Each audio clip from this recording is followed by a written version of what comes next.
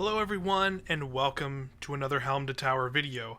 As you may already know, and maybe if you don't know, the new season of Destiny 2, now known as Season of the Plunder, has begun. Destiny 2 just had a massive showcase where the developers Bungie showed off what the future of Destiny is for the next year, mainly the next big expansion, which is Lightfall. It looks amazing. There's a new subclass, there's a new destination, a whole ton of new stuff. If you want to see that stuff, we actually have a reactions video here on the channel as well, where me and Alex watched the live stream from yesterday and watched it and reacted to it, and it was awesome. A lot of amazing stuff coming for Destiny in the future, so definitely check out that showcase if you haven't already. But for now, I want to go over the new season that just launched. There's new activities, new stuff to collect, all kinds of things to go over, so I want to just give an overview for you as a player who's jumping in who might not know what's going on, what to expect in Season of the Plunder.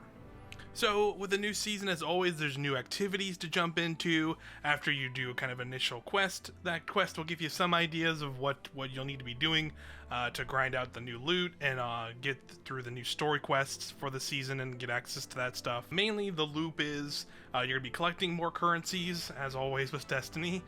This time they are map fragments and treasure coordinates. Treasure coordinates can drop from pretty much any activity. These can be from strikes, from Crucible, Gambit, even the new activities that you'll be doing. And then there are map fragments. These will drop from the new 6-player activity called Catch Crash. Now this activity has you literally boarding a fallen pirate ship that's out in space.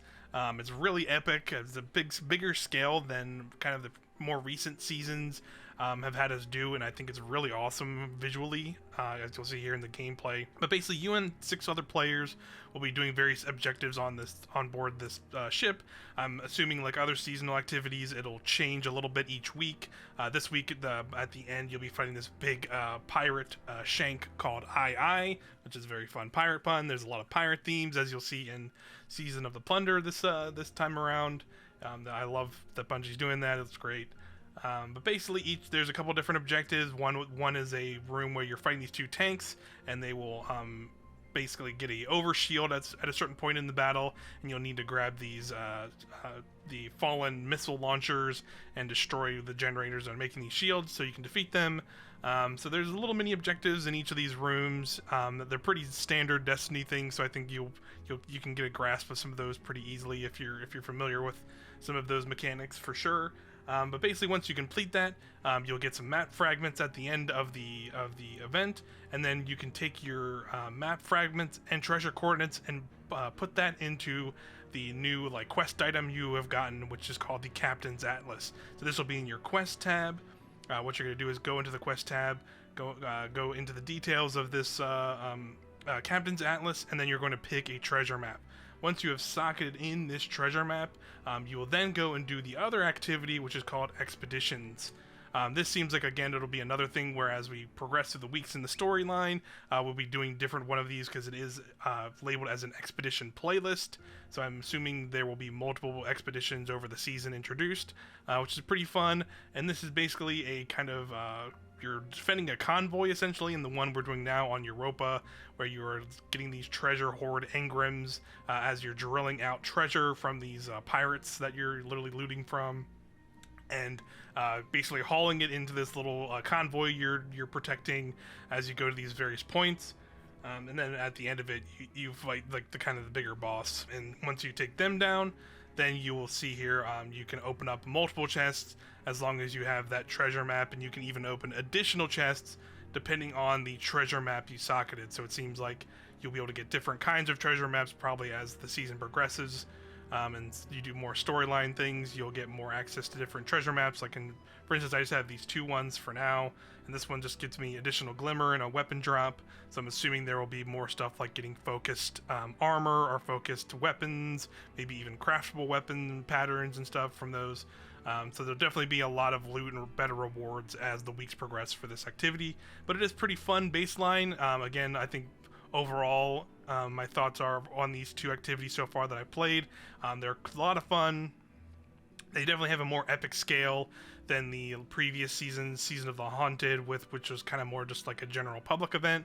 And while it was cool to be back on the Leviathan, it's nice to now be doing these more kind of directed, almost like feel like big story sequence missions as replayable missions rather than just like a public event. So I've been having fun with that so far right out the gate. We'll see how it goes as the weeks progress on and we get more access to more things. Outside of that, that's pretty good general idea of what you can expect. For that, you're going to be collecting currencies. You're going to be doing that. There's definitely some overlap with some of the previous seasons and what is here. If you've played either, some of the previous seasons, like Season of Splicer or Season of the Chosen from last year before Witch Queen, I think you already have a pretty good idea of what to expect from how you're going to be running stuff this season. It feels pretty standard in that regard. There's some other smaller things that I do like about this season. That is with the new upgrade tree. You'll see once you go back to the Helm, there's a vendor you can access now, and that there's a whole new slew of upgrades as well for all the activities you can do. And I really like that there is a summonable pirate ally that you can summon for a fallen ally in these missions. It's both in the Catch Crash and in the expeditions. There'll be these little flags you can run up to, and depending on which kind of flag it is, you'll have a selection of one of your fallen allies. So you got Scurvy, the servitor, which is pretty fun. There's the Skiff Blades, which are like this crew of little spear wielding fallen, and they can summon and kind of battle alongside you, which I think is a cool idea. We've seen like a little bit of that here and there with other factions, so now to have it fully with the fallen here in this season seems pretty cool. And it seems like as we get later into the season and you get access to more of those upgrades, you'll be able to go ahead and do all that stuff and make them even better in those fights and give you more bonuses. So that's pretty cool. I think it's going to be a cool season overall. I'm excited to see how things shape out as I get more and more access to the different weapons and crafting them and using them and trying out some of the new perks. I'll probably come back with another video talking about what some of my favorite weapons are this season, maybe some, like things that pair with some of the builds I'm using in the season. Because as you might know, Arc 3.0 was also introduced this season, and that's a lot of fun so far as well. The season's off to a great start, in my opinion. But if you have feelings on what you've played so far in Season of the Plunder, feel free to let me know in the comments. As always, thanks so much for watching another video from us, and see y'all next time.